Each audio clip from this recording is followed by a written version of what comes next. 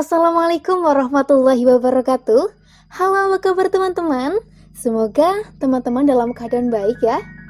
Perkenalkan, saya Vicky Fajriatun Aziza, mahasiswi dari kelas 1 KPIA.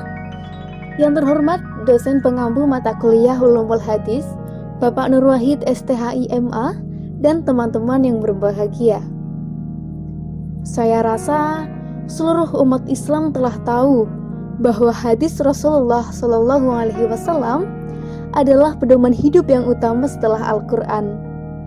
Lalu, apa sih unsur-unsur hadis? Dan bagaimana metode-metode periwayatan hadis? Untuk mengetahui lebih lanjut, mari kita simak video presentasi saya yang berjudul Unsur-unsur hadis dan metode-metode periwayatan hadis. Materi yang pertama yakni unsur-unsur hadis. Apa aja sih unsur-unsur hadis? Yang pertama ada sanad dan atau rawi, lalu matan, lalu sihat at-tahammul wal ada, dan mukharijul hadis. Yang pertama, sanad dan atau rawi. Sanad secara bahasa berarti al-mu'tamad, yaitu yang kuat atau yang bisa dijadikan pegangan. Atau dapat juga diartikan sesuatu yang terangkai tinggi dari tanah. Sedangkan secara terminologi, sanad berarti jalannya matan, yaitu silsilah para perawi yang memindahkan atau meriwayatkan matan dari sumbernya yang pertama. At-Tahanwi mengemukakan definisi yang hampir senada. Sanad adalah jalan yang menyampaikan kepada matan hadis, yaitu nama-nama para perawinya secara berurutan. Rawi atau perwai atau periwayat, yaitu orang menyampaikan atau menuliskan dalam suatu kitab apa yang pernah didengar atau diterima dari seorang gurunya. Yang kedua adalah matan. Matan secara bahasa berarti sesuatu yang berakhir padanya atau terletak sesudah sanad, yaitu berupa perkataan, atau dapat juga diartikan sebagai lafal hadis yang memuat berbagai pengertian. Lalu sihat at-tahammul wal ada. Menurut bahasa, tahammul berasal dari kata masdar yang berarti menanggung, membawa, atau biasa diterjemahkan dengan menerima. Sedangkan menurut istilah, yaitu mempelajari sebuah hadis dari seorang syekh. Ulama sepakat bahwa yang dimaksud dengan at-tahammul adalah mengambil atau menerima hadis dari seorang guru dengan salah satu cara tertentu. Sedangkan para ulama ahli hadis mengistilahkan menerima dan mendengar suatu periwayatan hadis dari seorang guru dengan menggunakan beberapa metode penerimaan hadis dengan istilah al-tahammul.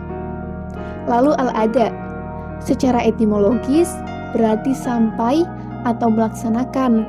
Adapun secara terminologi, al-ada berarti sebuah proses mengajarkan atau meriwayatkan hadis dari seorang guru kepada muridnya. Para ulama ahli hadis mengistilahkan al-ada yaitu menyampaikan atau meriwayatkan hadis. Jadi, al-ada yaitu meriwayatkan dan menyampaikan hadis kepada murid atau proses mereportaskan hadis setelah ia menerimanya dari seorang guru.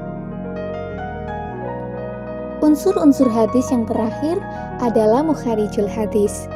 Menurut para ahli hadis, yang dimaksud dengan mukharij adalah sebagai berikut. Mukhrij atau mukharij yaitu orang yang berperan dalam pengumpulan hadis. Dapat juga didefinisikan mukharijul hadis adalah orang yang menyebutkan perawi hadis. Siapapun dapat disebut sebagai mukharij ketika ia menginformasikan sebuah hadis baik dalam bentuk lisan maupun tulisan dengan menyertakan sanadnya secara lengkap sebagai bukti yang dapat dipertanggungjawabkan tentang kesejarahan transmisi hadis. Yang pasti, Mukharij merupakan perawi terakhir atau orang yang terakhir kali menginformasikan dalam silsilah mata rantai sanad. Yang selanjutnya adalah metode periwayatan hadis. Metode periwayatan hadis yang pertama, simai, lalu kiroah, lalu ijazah, lalu munawalah, lalu mukatabah, i'lam, dan wijadah. Yang pertama adalah simai, yaitu bacaan guru untuk murid-muridnya. Metode ini terwujud dalam 4 bentuk, yakni bacaan secara lisan, bacaan dari buku, tanya jawab, dan mendiktekan. Lalu yang kedua adalah kiroah. Apa sih kiroah itu? Yaitu bacaan oleh para murid kepada guru. Dalam hal ini, para murid atau seseorang tertentu yang disebut qori membacakan catatan hadis di hadapan gurunya, dan selanjutnya yang lain mendengarkan serta membandingkan dengan catatan mereka atau menyalin dari catatan tersebut. Yang ketiga adalah ijazah, yaitu memberikan izin kepada seseorang untuk meriwayatkan sebuah hadis atau buku yang bersumber darinya tanpa terlebih dahulu hadis atau buku tersebut dibaca di hadapannya. Metode periwayatan hadis yang keempat yaitu munawalah, yaitu memberikan kepada seseorang sejumlah hadis tertulis untuk diriwayatkan atau disebarluaskan seperti yang dilakukan oleh Al-Zuhri kepada As-Saur, Al-Auza'i, dan lainnya. Lalu yang kelima adalah mukatabah, yaitu menuliskan hadis untuk seseorang yang selanjutnya untuk diriwayatkan kepada orang lain. Lalu i'lam, yaitu memberitahu seseorang tentang kebolehan untuk meriwayatkan hadis dari buku tertentu berdasarkan atas otoritas ulama tertentu.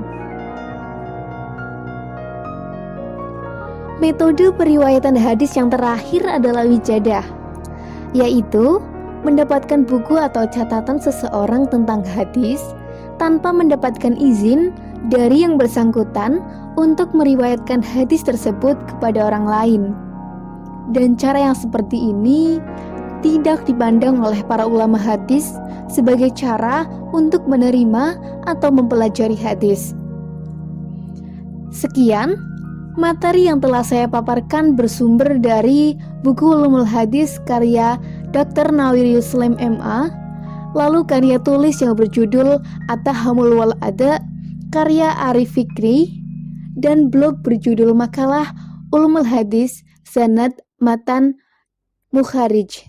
Sekian presentasi yang dapat saya sampaikan. Kurang lebihnya saya mohon maaf. Wassalamualaikum warahmatullahi wabarakatuh.